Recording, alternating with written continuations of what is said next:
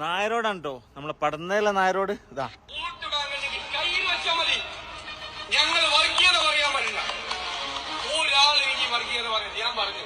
പിണറായി വിജയനും VD സതീശനും ഒക്കെ കുറച്ചാളും കൂടെ ഉണ്ടാവുള്ളൂ. പിന്നെ ഓർമ്മയാകും, കുറച്ച് കഴിയുമ്പോൾ ഓർമ്മ പോലും ഉണ്ടാവില്ല.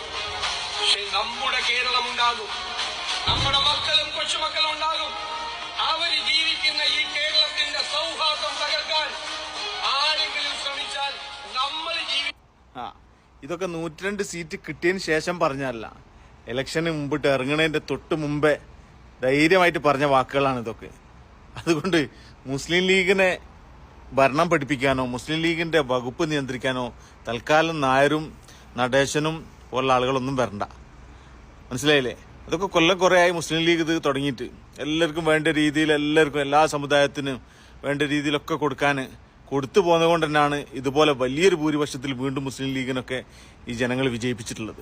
നിങ്ങൾ ഇതുപോലുള്ള ഈ സമയങ്ങളിൽ വന്നിട്ടുള്ള നിങ്ങളെ ചൊറിച്ചിലുണ്ടല്ലോ, അതൊക്കെ നിർത്തിക്കാളി, കഴിഞ്ഞ് അതിൻ്റെയൊക്കെ സമയം കഴിഞ്ഞ്. അതാണ് നമ്മളെ സതീശേട്ടൻ ആദ്യം തന്നെ പറഞ്ഞത്. അതൊന്നും കണ്ട് പേടിപ്പിക്കാൻ വരണ്ട. ഇത് കഴിഞ്ഞിട്ടോ. ശരി.